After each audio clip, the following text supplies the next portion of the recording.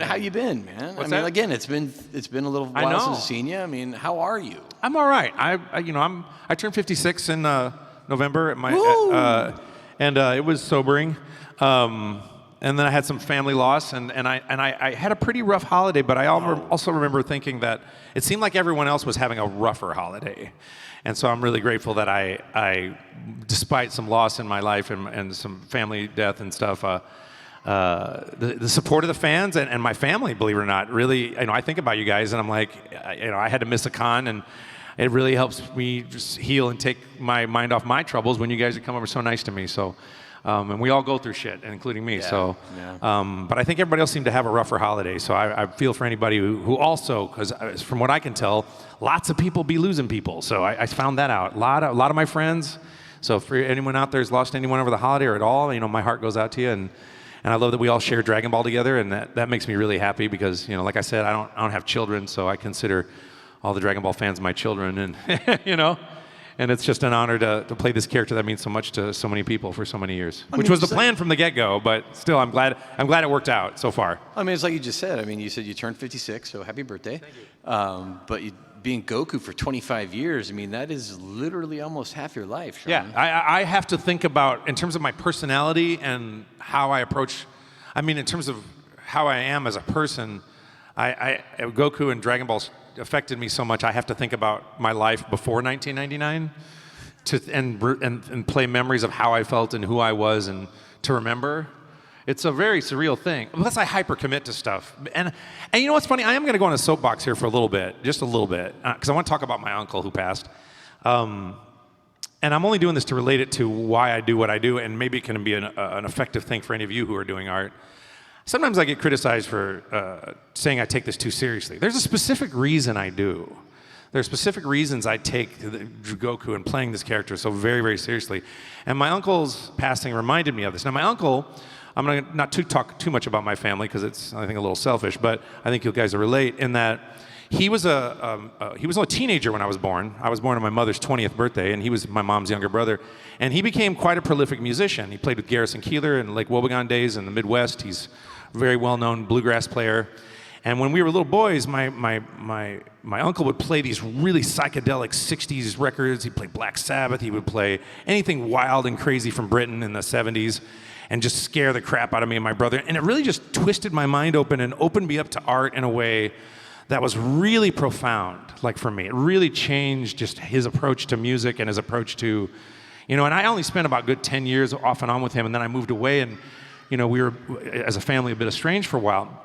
Point being is that even if you don't spend a lot of time with somebody, or if they have that profound effect on you, that radically informs the level of commitment and the profundity under which I do art. Meaning, that interaction with my uncle was so profoundly effective on me as a person and as an artist that I know that when I do my voice acting work, it may have that effect on you.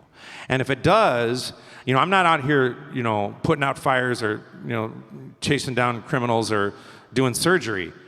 But at the same time, I'm voice acting, but at the same time, I get story after story after story after story of, I didn't kill myself because of this show. I beat the bully because of you in this show. I lost 100 pounds because of you in this show. I lost this friend and I have this together. And so I'm like, how can you not take cartoons and voice acting as seriously as effing possible when you know the power of what you're doing? And I was aware of this when I started because I'd been an artist before that. I didn't start as a young voice actor, but I was 30 when I started, and I'd been a professional French horn player. And I think about this a lot because I think about the karmic waves, and I think about what's going on. And so people are like, oh, yeah, big ego this or that, or you take it seriously. I'm like, well, that's A, why I'm good at it, and B, that's the message I would want to give any young artist when you're doing your art, because when you channel that energy and you channel that spirit, it has a profound effect and massive ripples over generations, because I got parents bringing their kids and their grandkids to me. And I'm not the all end all be all. It's just my performance within a bigger thing, which is Dragon Ball, which is much bigger than me. But every actor on the show brings that to the table, so it doesn't matter if it's the dub or the sub. That's why I get so mad about, oh, well, this is this level, and this is higher, and this is that. I'm like, it doesn't matter. You know what I mean?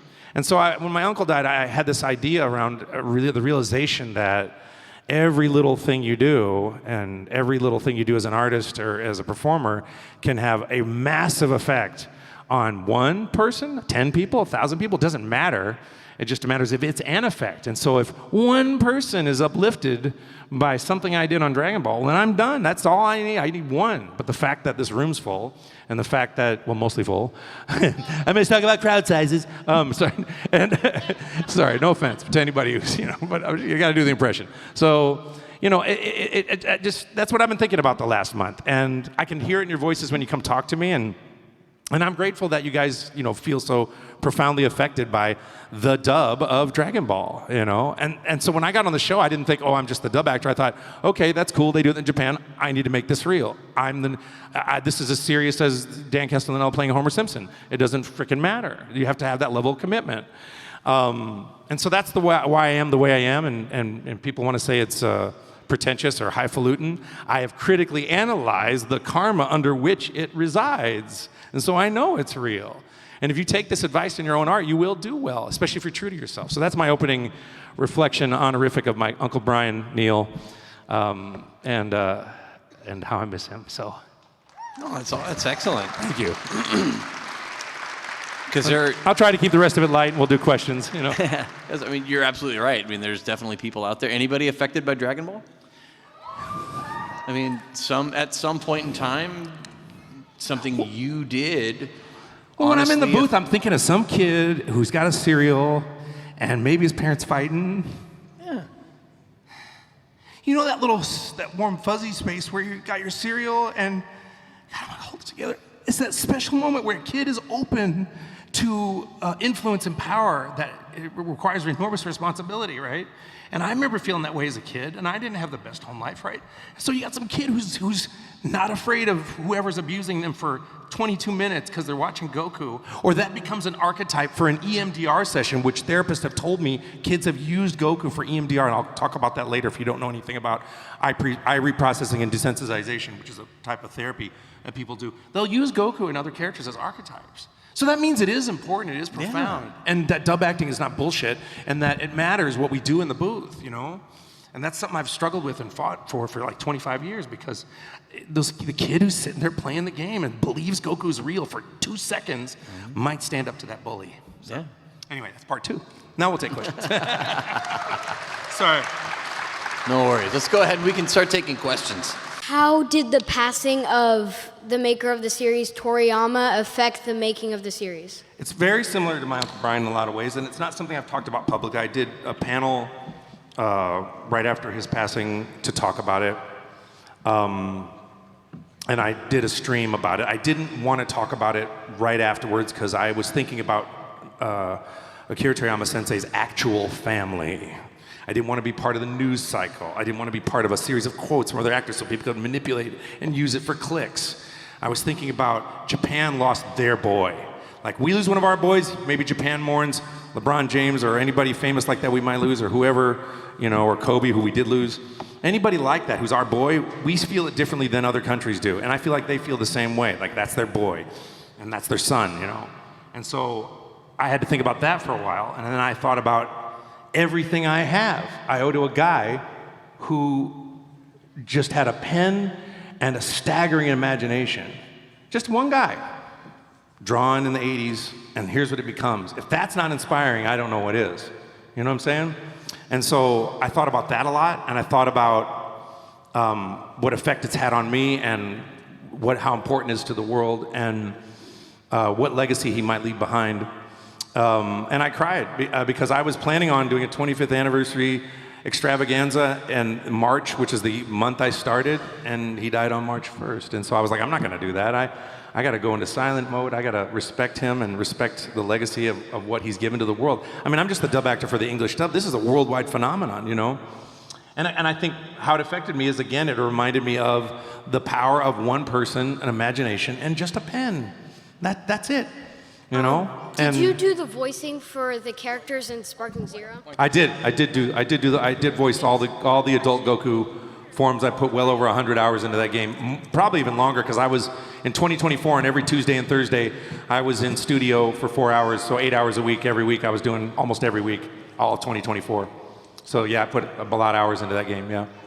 Since you've been voicing Goku for around 25 years, Yeah. and I know you mentioned something about your personality, like, am I Goku or am I Sean, you know? I was wondering how that's impacted you. I wonder, like, does your internal dialogue, do you sometimes talk in Goku's voice? Do you text in Goku's voice? You know? I mean, I will text in Goku's voice when I'm texting some of my castmates like Sonny Strait or Chris Sabat. You know, we'll joke around sometimes, sure. Yeah.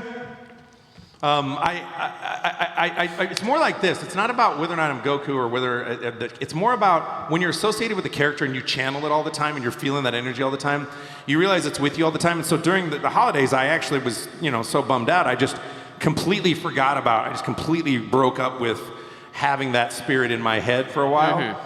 And I actually, for one day, I remember I forgot I was actually the guy who plays Goku for one day. I was like, oh yeah, I do that. What was that like? Oh yeah.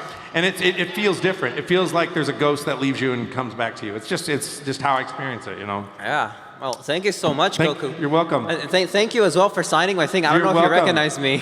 You said 25 years, Goku's been like people's idols. He's been a positive influence. Sure. So when you did Goku Black, how was that for you as a voice actor to change? Really liberating. Do you know how hard it is to play like a Boy Scout for years when Vegeta gets all the good lines and you don't get any really good lines?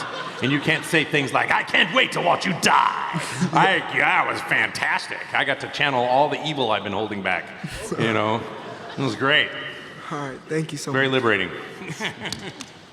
How do you feel when Goku became Super Saiyan for the first time? It was a life-changing moment for me. Because I had, they did not know this Super Saiyan thing was really coming in the dub at that point. They were not that far ahead. We were not getting tapes that fast from Japan. I had also been referencing the voices of Goku from Canada because I had taken over for them in '99. And I had not really settled into the character to make it my own yet. And when I came into work that day, I did not know that I had to do this. And they did not know that I would be capable of doing the scene because I'd never screamed like that before. And as Goku was transforming in the scene, I was transforming in my own artistic sense of solidifying what I wanted to do with the character. And that day, I was like, okay, I'm no longer referencing previous actors. This is mine now. This is what I'm doing. And then I did one more tweak later when I went into Dragon Ball Z Kai, where I wanted to get more closer into my vocal range, which I think is a better, less pinch-sounding version of Goku, but still preserving the Goku flavor that had been established previously. And then from that point on, I was married to the character, and that was a big day for me. Yeah, it was very exciting. Thank you, Sean. Thank you. Good question, man. Thank you. Dragon Ball fans are so smart. You guys ask me the best questions. Like I seriously, I see other panels and it's just fab. What was your favorite and/or least favorite saga, like the Saiyan saga or the Buu saga? I don't think of them like sagas like a lot of fans do. To me, I like the Goku-Vegeta relationship saga, which is their whole arc of their whole story, is what's interesting to me. And my favorite thing is the last 4 movies. I really like the last 4 movies a lot. Yeah. I wish I could give you a better answer. Thank you. Thank you. Can't believe this many people are here. Thank you guys for coming out. Seriously. Which form do you prefer, Super Saiyan 4 or Super Saiyan God? Which God mode? God, red hair. Red hair. Yeah. That one. That's my favorite God mode form. Yeah. Okay, thank you. You're welcome. Good question. So I know you've hung out with the cast and stuff. Yeah. But out of all of them, who's your favorite person to hang out with? Oh, Sonny and I, might be Sonny Strait. Sonny's one of the few people I know who can do improv comedy with me better than me, and so he's always like one-upping me when we're doing funny stuff together. He will also, out of the kindness of his heart, he's a very good artist. Like he was an artist before he was a voice actor. So all his prints on his table, he draws himself.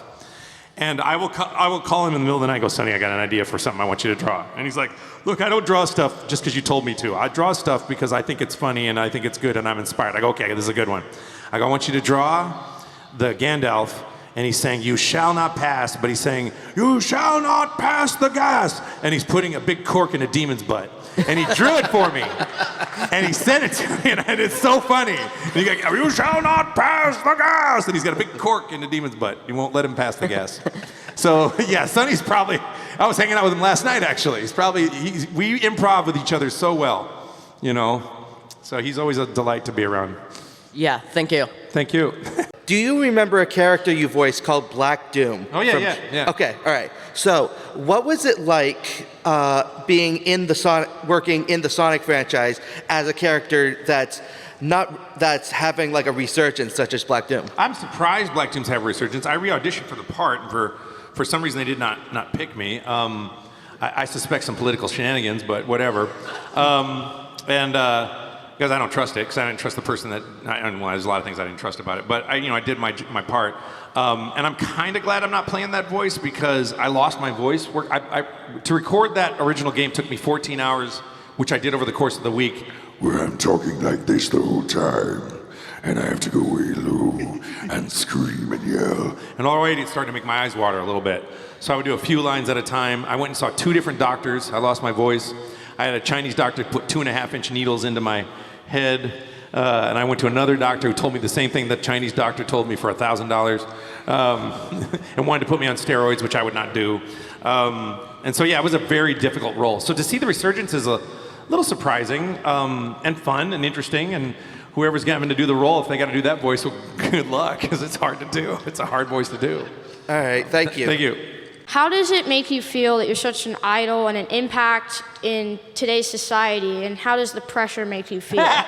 Insightful and deep and wise question. Like, that's how old are you?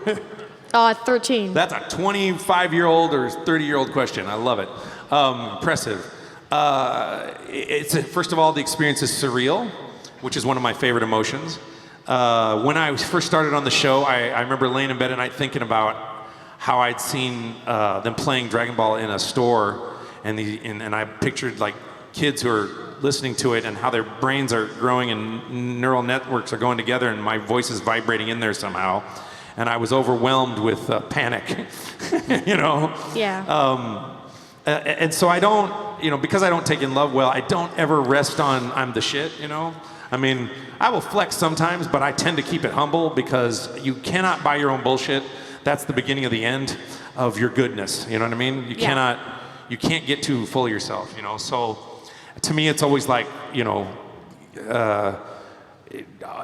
I get into the booth, I act like it's the first day I've ever gotten in there, and I just got to keep it as intense as possible. And no matter what, always bring the A-est of games, because I absolutely cannot let you guys down.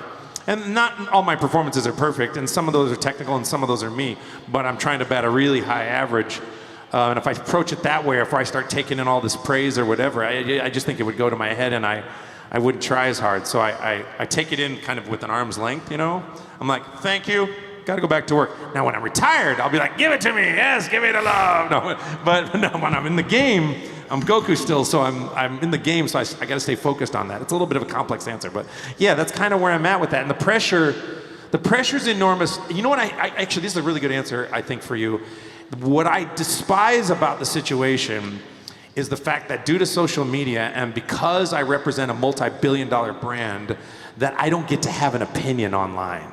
I really hate, and I got all kinds of opinions on politics, et cetera, et cetera. I can't support one party or another party or do whatever I want without somebody trying to destroy me, And so I'm very worried about what I say publicly, which is why I delete Twitch streams a lot, because I cannot get myself in trouble, as well as the billion-dollar companies that I indirectly represent, who might be upset with something I don't know what it would be, but I mean, if I said something or did something in public, which there are clauses in my contract, I don't like the lack of personal freedom I have in terms of my ability to express myself because of the position I hold. That part I don't like a lot. And once I'm done, yeah, you're definitely going to see my Twitch channel be very different. But yeah, that's the pressures of fame, the pressures of, and it wasn't that way when I started because TikTok and Twitter didn't exist. So it became that way over time.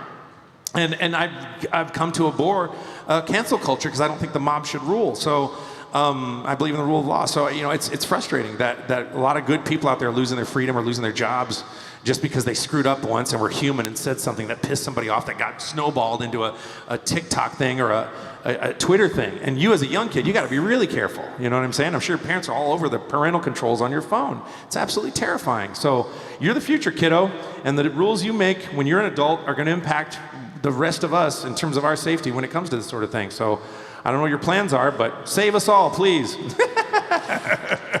that a good answer? I hope so. Yeah, all right, thank you. What inspired you to pursue a career in voice acting? Well, it wasn't that I sat down and thought, I'm going to aspire to a career in voice acting. I will say this, though, and maybe some of you have experienced this. Sometimes you have dreams you don't have that you don't realize you have until you're in the dream.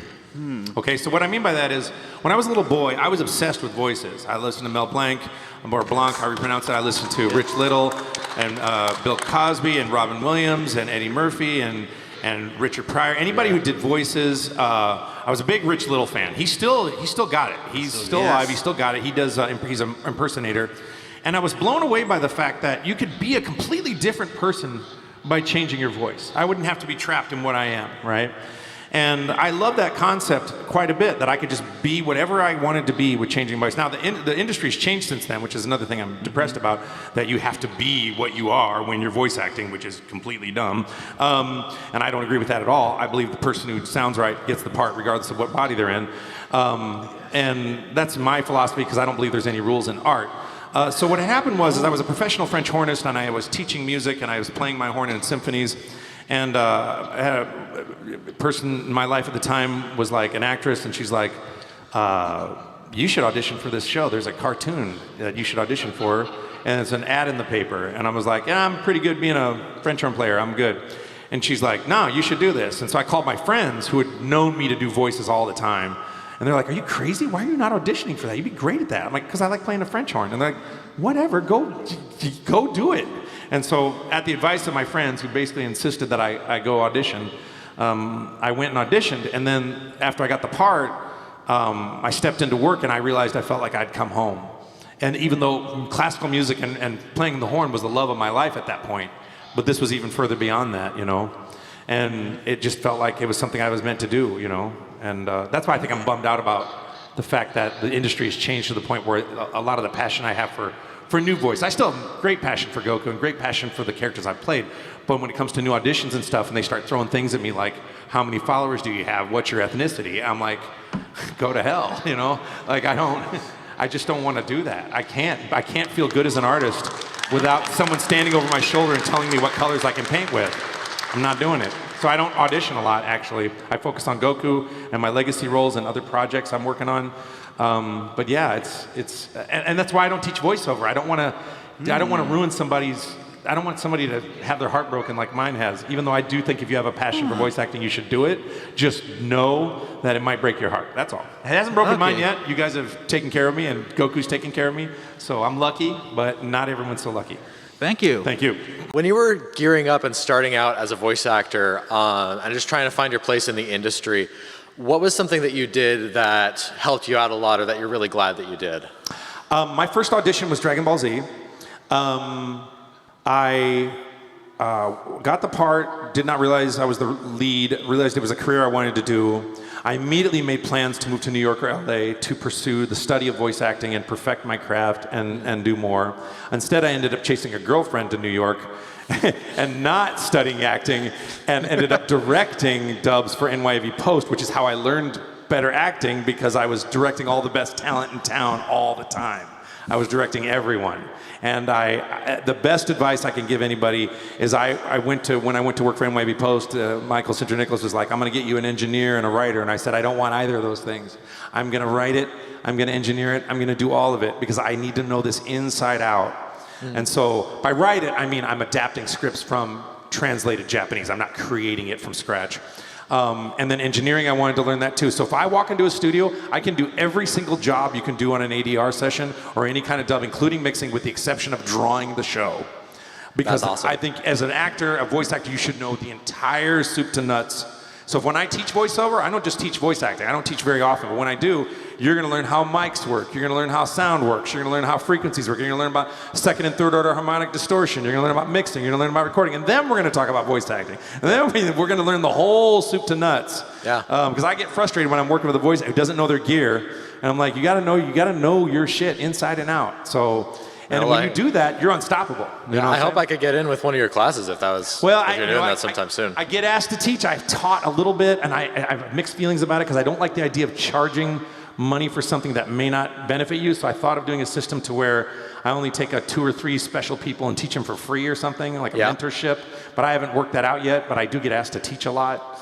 I think where I'm good as a teacher is, it's not that I know anything more about voice acting than anybody else. I think there's actually other teachers out there who know more about the bones of voice acting in terms of really, but I feel like I'm very good at breaking through ego and getting you to really find out what your motivations are and really talking to you psychologically to inspire you, to make you believe that you can do this. And that's where I succeed as a teacher, especially when I was a horn teacher. I know the technical stuff, but I don't break down scripts like, oh, you want to do the beats and da-na-na-na-na. I'm going to be thinking about raw emotions. I'm going to be thinking about being in an artistic state and doing something very visceral that's creative and then controlling that like in a storm. You know what I mean? Awesome. That's how I roll.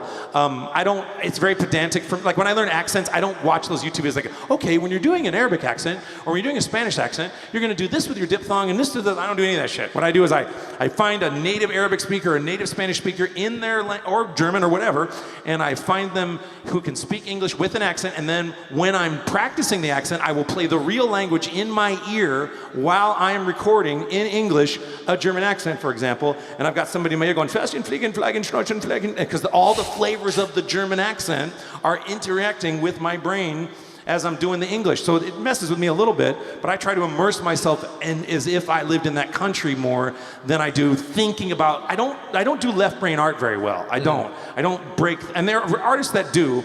That tends to be soulless, but not always.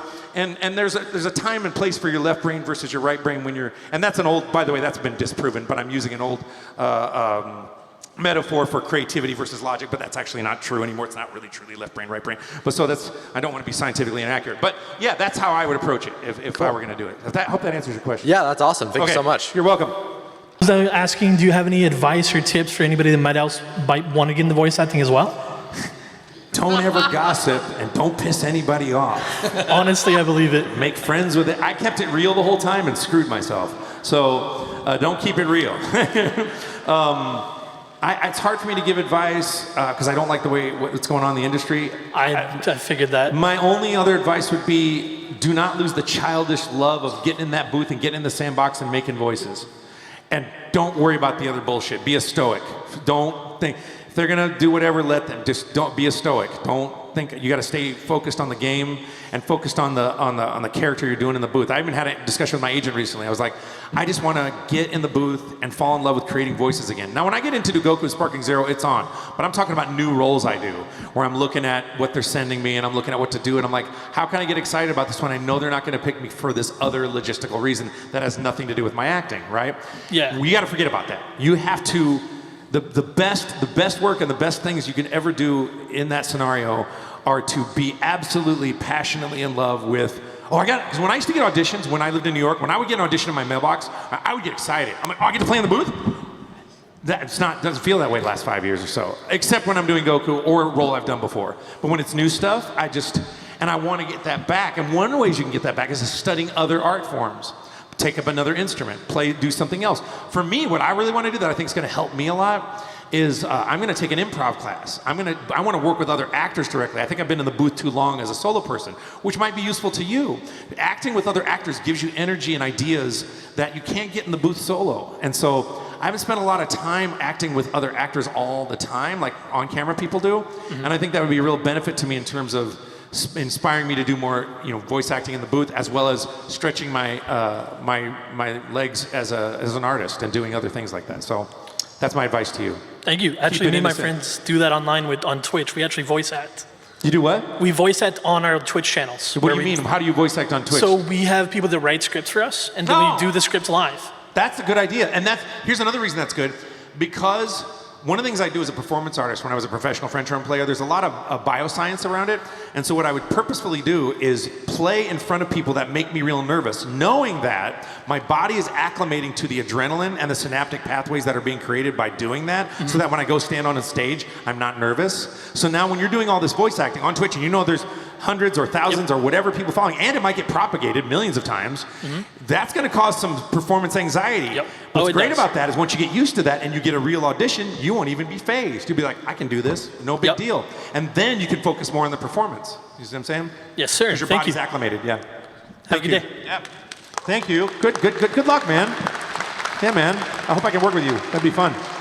Is Dragon Ball your favorite anime? And if it is, what's your second favorite? And if it isn't, what is your favorite? That's the most complicated algorithm for what's your favorite I've ever heard. It's like, if answer B is not answer C, then answer C is answer A. What's your favorite? No, it's great. I think you're funny. I don't know. Dragon Ball is my favorite anime. I can't even describe whether it's my favorite anime or not because I'm so integrally involved in it. So I keep it in a separate category from everything else I like. And I worked on anime a lot, and a lot of times when you work on anime a lot, the last thing you want to do is watch more anime when you're done working on anime. But I have indulged in some anime that I'm not in that I like, one of which is JoJo's Bizarre Adventure. I really like, for two reasons. One is it's got a bunch of prog rock in it, and I'm a Gen Xer, so it's got Rush and Yes at the end. And the other reason is everybody's named Joe. There's a third reason. And the other reason is, for some reason, in the middle of battle, they feel the need to have deep psychological conversations about their feelings mid-fight. And I find that to be so humorous, it compels me to watch it. Like, when he hurt my feelings back in the thing, and he's my brother's uncle. I'm like, what are you talking? Are we fighting or having a therapy session? What's going on? And so I find that really entertaining. So I like that a lot. But I don't feel comfortable doing a Goku voice right now because I'm a little cracky. But maybe at my table I'll be able to do something if you come by. All right? Okay. Thank you. Thank you very much. This is an honor. Thank you. Thank you. Excellent. I think I'm afraid that's all we have time for at the moment. I didn't know I was going to go like this. That's great. You guys are that great. went really well. Thank yeah. you. You guys are so great. Thank you for coming and asking such good questions and listening to me ramble about crazy shit for an hour. Oh, so that's why they're here. I appreciate it. You know. Oh, not ours. Big round of applause for Sean Schemmel, you, guys. everybody. Thank you for being here. He's going back to his table to do some more signings. I appreciate you guys. Love you guys. Sean? Oh yeah.